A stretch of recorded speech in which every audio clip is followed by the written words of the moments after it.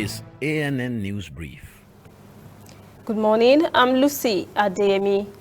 Ethiopia's government has progressed with its offensive operation on the northern Tigray region. Many countries, African Union, European Union, and the United Nations have all called for de-escalation. But Prime Minister Abiy Ahmed has said federal troops have begun the final phase of assault operation on the northern state. At least 600 persons are reported to have been killed in the ongoing conflict, and that has lasted for 3 weeks.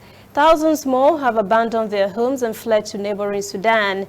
In a statement, Prime Minister Abiy Ahmed said great care would be taken to protect the residents of the region's capital, Mekelle, from harm as his troops head there. But he also warned residents to stay indoors. He said thousands of Tigrayan forces and militia had surrendered in compliance to the 72 hours ultimatum. Tigray officials are yet to respond to the claim.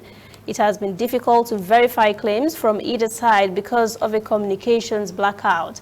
Abiy Ahmed had given Tigray forces a deadline to peacefully surrender, which ended on Wednesday.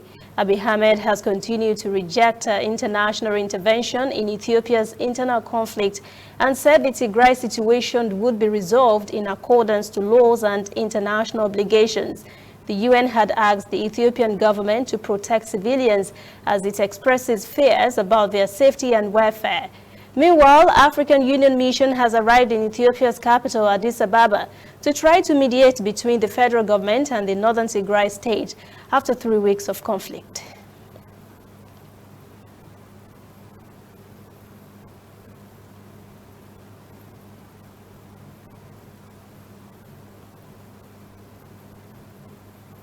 Four soldiers have been reported killed in southwest Chad when a boat exploded.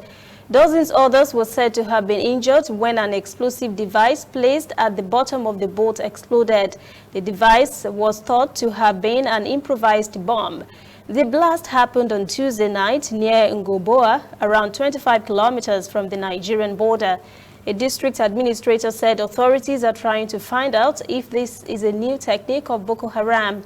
The Boko Haram insurgency began in northeastern Nigeria more than a decade ago.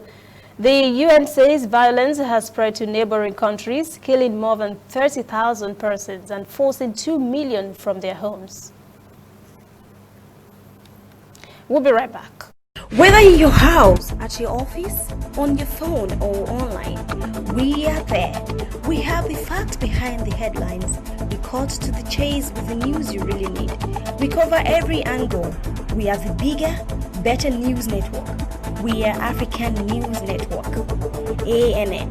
Watch ANN News on MITV from a truly African spirit. A report by the World Bank says 2 million Kenyans fell below the poverty line between March and June this year. Within the same period, the rate of unemployment is said to be higher in East Africa as the economy increased from 5% to 21%. This widened the number of people living below poverty line by 4% to 2 million. Poverty line is $1.90 per day. Factory workers and those working in tourism and agriculture are reported especially affected. Kenya's debt stands at 65.6% of the gross domestic product. The country's tax revenues have reduced, but debt servicing requirements have increased.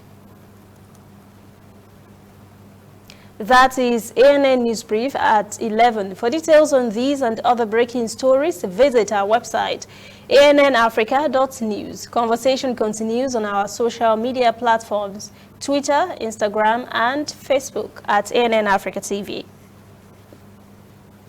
I am Lucy Adeyemi.